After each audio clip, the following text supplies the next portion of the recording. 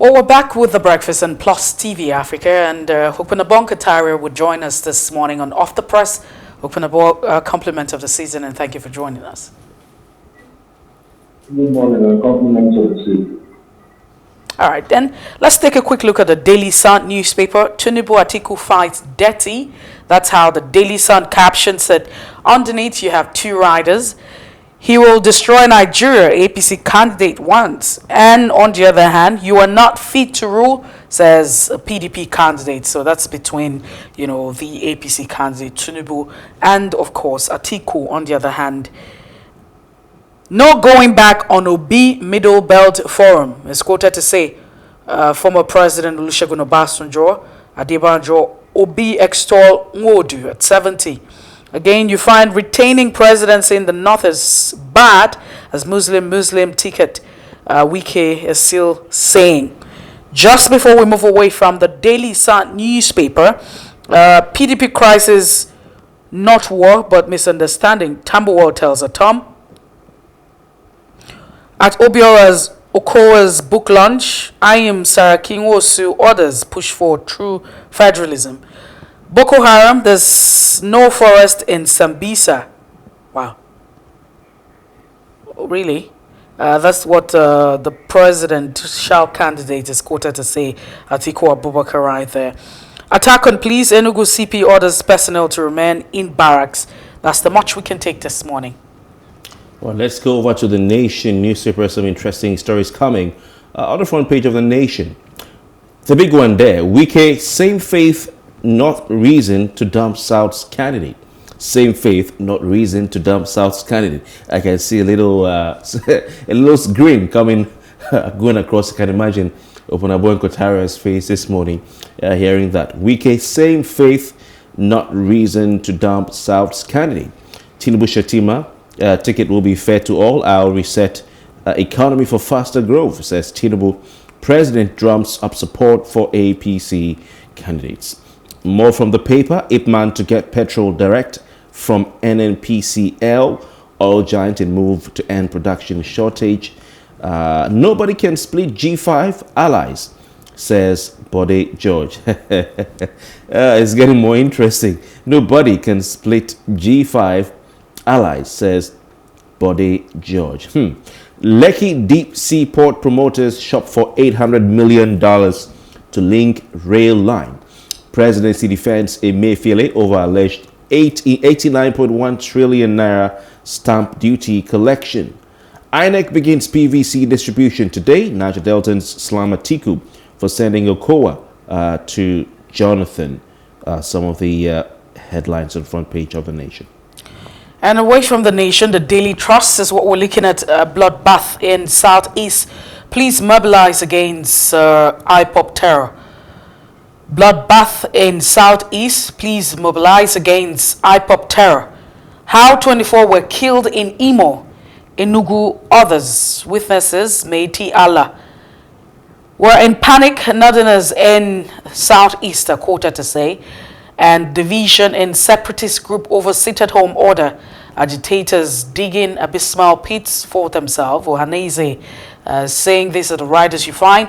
89 trillion naira stamp duty recovery moves sparks controversy. And new cashless policy will discourage rigging. That's election rigging. That's what Sanusi is saying. 13 injured, 23 houses razed in Jigawa's headers attack. Very unfortunate. These attacks continue every other time.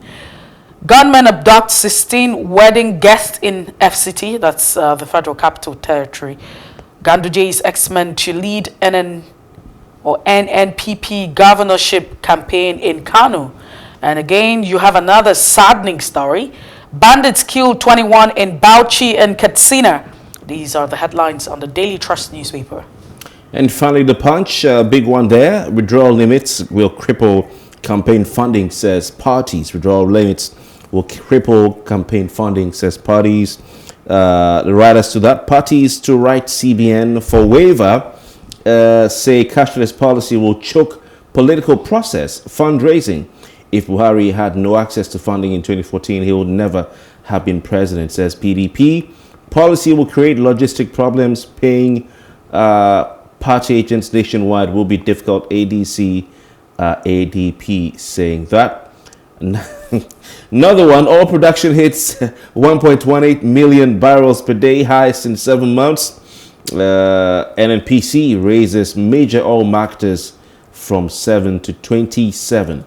15 drug dealers caught in notorious Lagos community. 439 foreign trained doctors failed assessment exam. MDCNs. Picture of the Minister of Health there. I can't understand Boko Haram phenomenon, says Atiku. 33 states lack landfills, dispose waste openly. A report says that debt servicing to gulp 123% of 2023 revenue. Picture of the nation's financial manager, Zainab Ahmed, Minister of Finance, Budget and Economic Planning. There, her face is always on the front page these days. Are some of the headlines on the front page of the Punch. Opunabo Inko Tariah, now to you, over to you. Let's start with the one that I started with, the Nation newspaper, Mr. Inko Tariah. The governor of your state, Yeson Wike, who's saying that same faith ticket is not a reason to dump the South's candidate. According to the paper, he says it's not a justification for returning the presidency to the North. He's urging those protesting against the same faith ticket to ponder on this neglect of zoning or rotation of the president between the North and South. Mr. Inko Tariah, what are your thoughts on this? Absolute gibberish. Very sorry to say, the governor is a man of double stick. When you say same thing, first and foremost, you're insulting the sensibilities of Nigeria of Christians rather, to have a Muslim ticket. It is absolutely unacceptable. In other words, what you're telling the Christians in Nigeria is that they are inconsequential, and without them, you can go ahead to win the election. You are not just being sensitive. You are not just being responsive. We all know that the issue of religion is a very sensitive issue in this country, and that is why Nigeria is a secular. And even in the Electoral Act, they advised and warned and prohibited the issue of religious campaigns. They also went ahead to say you cannot even campaign in churches and in mosques.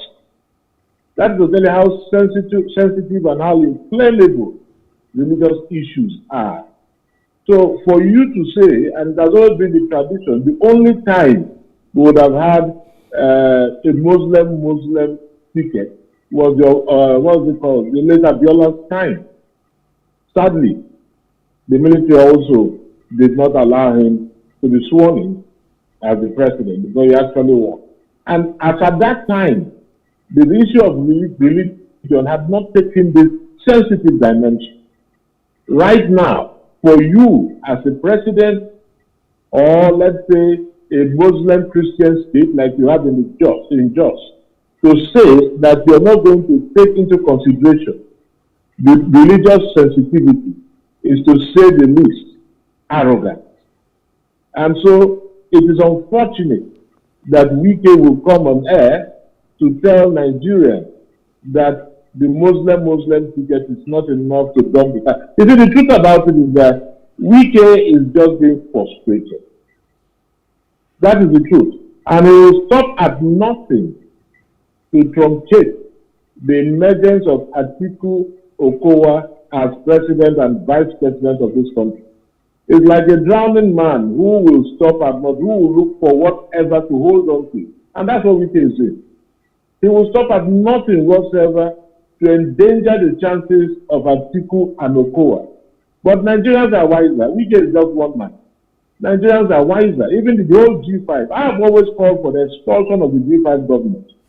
You see, it is either, because Atiku is almost resigning himself to say, which is very sad. It is either you win or you lose. Call up their bluff and go ahead. And even in most states, take for example River State, I can assure you that the votes Atiku will get in River State will daze a lot of people.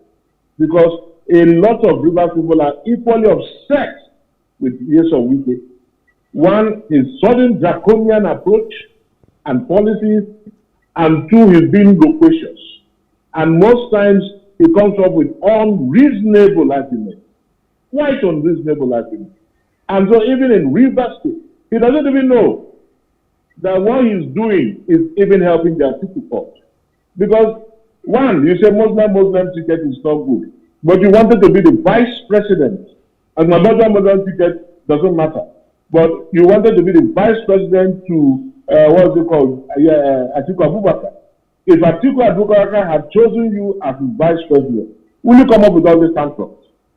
You definitely will not come up with all these tantrums. Now you have the outpouring of vials of victory simply because you were not chosen. You lobbied, spent money to be his running mate. And as if he had a gift of clairvoyance, he foresaw all this character, all these things in you, and refused to accept you as his running mate. And you're frustrated. He's just scared. Right now, he's thinking of which political party. Is it Tinubu or is it PTOB? Which political party will favor him? That is what he's thinking of. Because he has suddenly realized that he's approaching his political nadir. And the man is scared stiff. So whatever, and don't also forget, he also said that he will want to see how the Atiku campaign team will come to Rivers State to campaign. And that's why you have all these frivolous, I will not say illegal, but illegitimate executive orders 21 and 22. All these orders are meant to frustrate the Atiku campaign. They are meant to hamstring the Atiku campaign. That's not necessarily for the opposition party. Just as their orders are against the Atiku campaign in Rivers.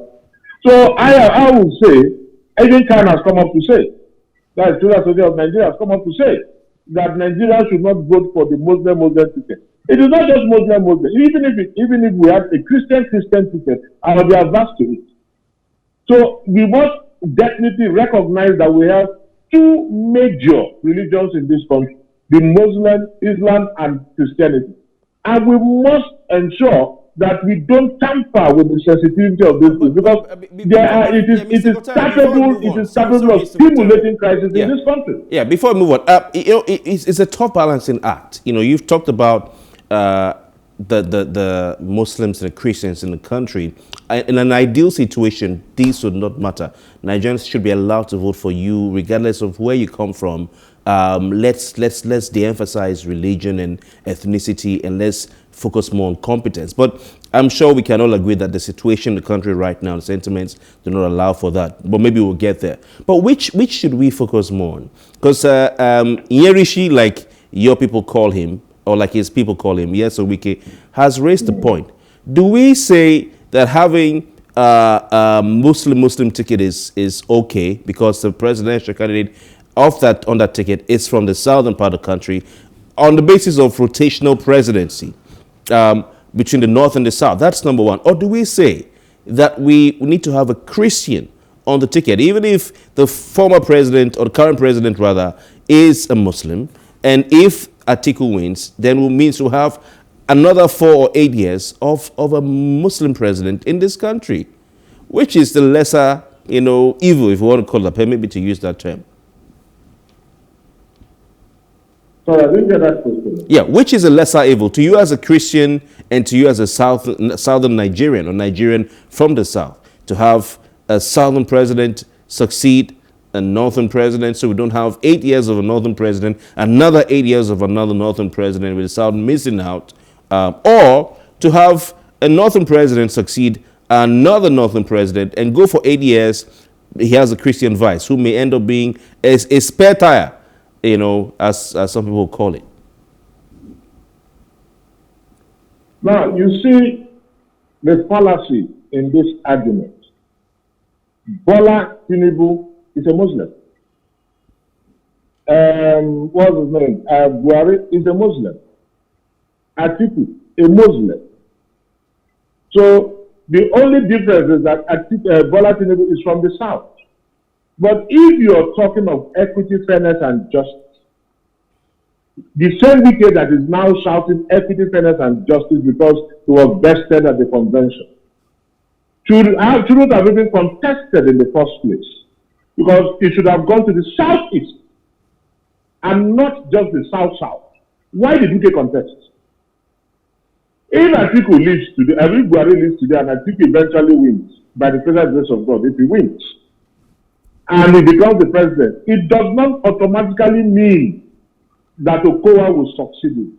You might have another person from the south-south that will succeed him. But if you're sincerely talking about equity, fairness, and justice, it should not even come to the south-south. So we can ordinary shouldn't have contested. He would have allowed it. It was the same wicked that frustrated the likes of PTOB out of PDP. It was the same wicked that said it should be thrown open. He never knew that he was going to lose. He thought he had the gravitas to win the election. Or that it should go to the southeast. And he shouldn't have contested in the first place. He should have supported the southeasterner. You had a PTOB in that party as at that time. The same person he portrayed out. All you'd have done was to throw his weight behind PTOB. All right, Opunabo Inko Tariah. So, whatsoever in this issue of equity fairness, he has a wide understanding of what it is all about. Inko Tariah, let's move away from that and look at another issue, and that's because we're out of time. On the Daily Trust, this issue about the new cashless policy and rigging of election. And my question to you is, do you think that this new policy will discourage rigging of elections, especially as we inch closer to 2023? Yes, to a very large extent, but not completely. To a large extent. Why I said to a large extent is because most of these talks, political talks that are going to be used, probably don't have bank accounts. Probably don't also believe in the bank account. And so their own is cash and carry. Like they will say in our local parliament, money for hand, back for ground. There is nothing like tomorrow. Give me the money and I'll execute. So that is it. So to a very large extent, I take River State for example now. Out of the 200,000 appointments made by Governor Wike, naming them as special assistants, unit and so on, which technically, I mean, it's a nice way of calling them talks. Out of, in the whole 23 local governments, he's just been able to pay 2 local governments because of the cashless society policy.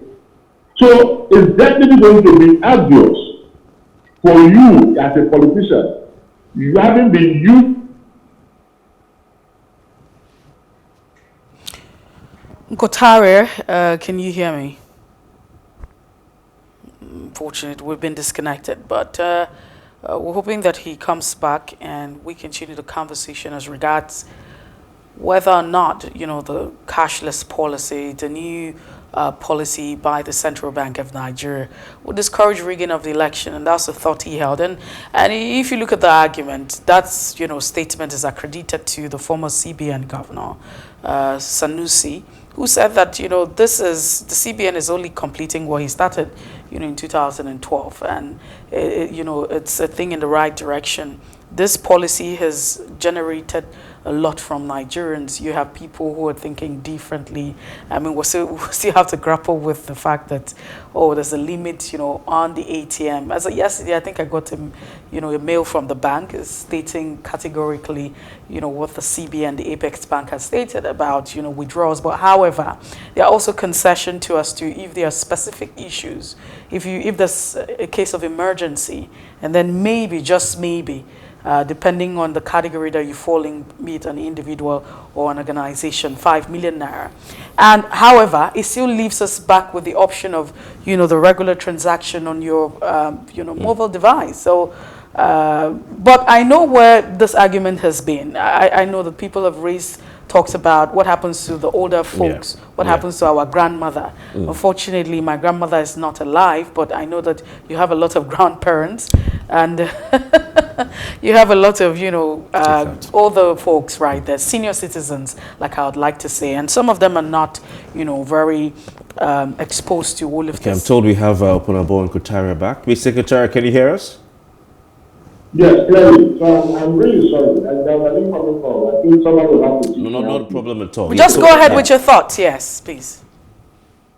Yes, okay. The council, so it's definitely going to affect them. And when you have to route it through the banks again, then you have the CBN being able to monitor and trace. So that will definitely affect rigging positively is going to affect him positively in the forthcoming general elections. And I think that's why the CBN came up with this policy.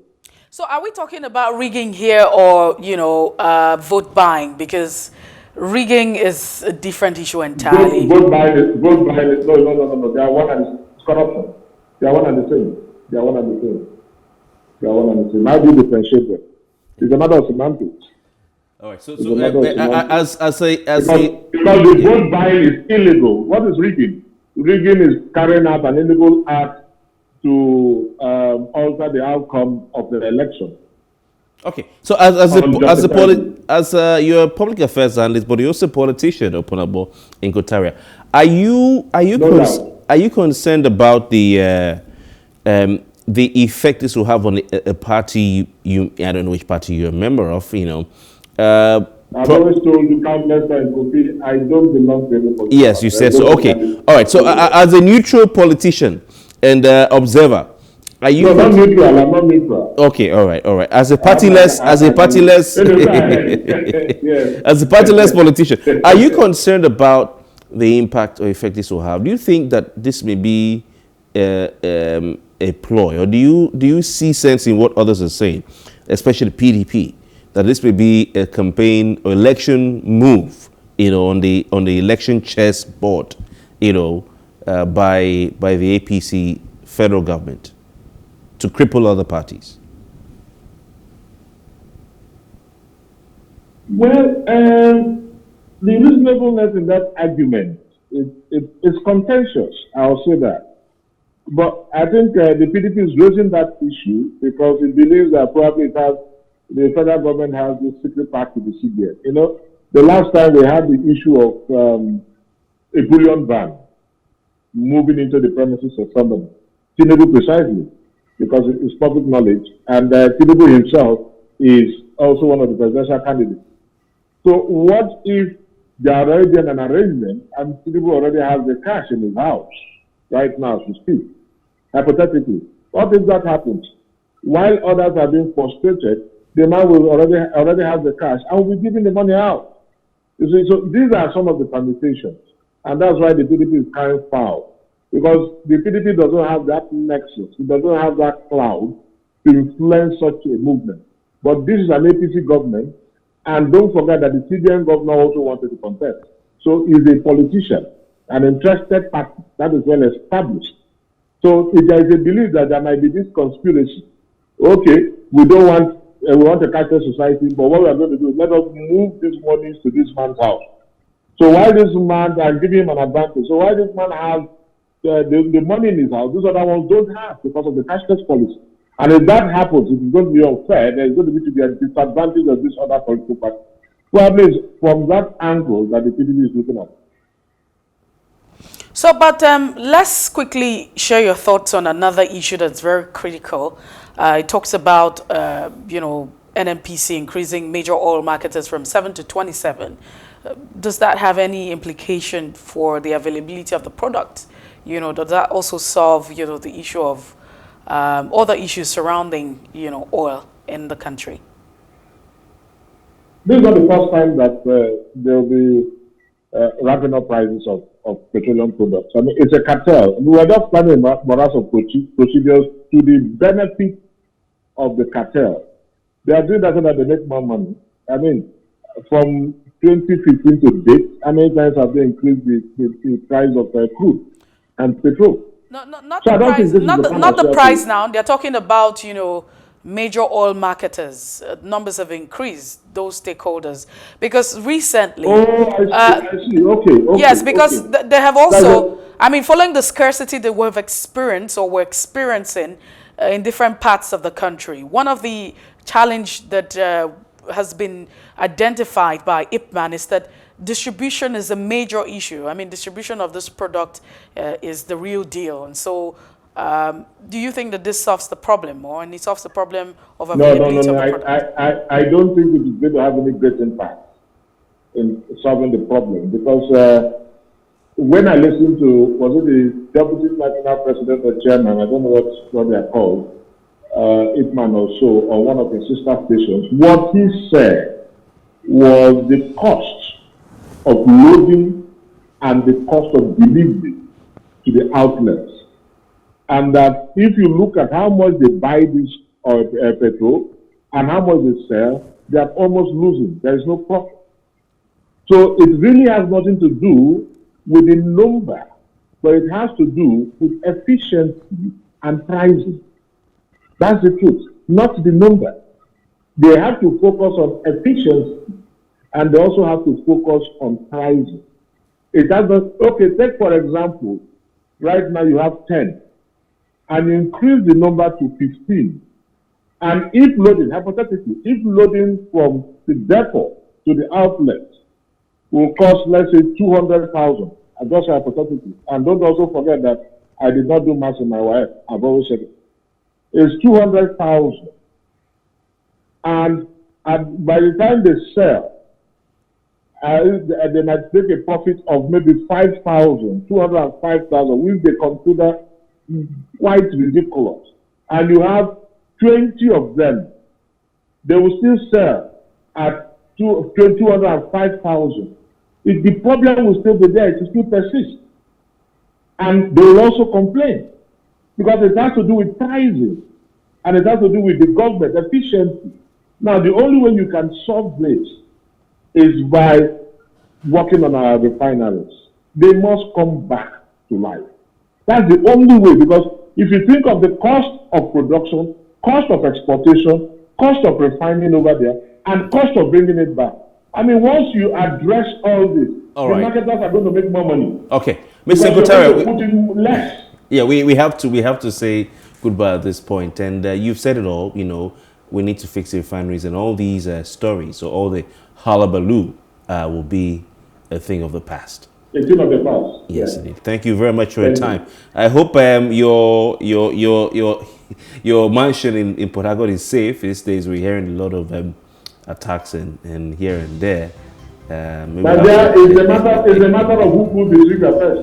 And I hope you're not hosting any political meeting in your residential premises, so that he's not sealed off. That is the weekend never did in 2014. Thank you very much. And he will tell me where the PDP office is.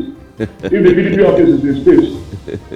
All right, thank you very much for your time, Opunabo Inko Tariah. It's always a thrill having you. And we look forward to having you next week. Have a fantastic week. Well, there's a size of it on the press this morning. We'll take a break, and when we return, we'll be looking at our first major conversation right here. Please stay with us.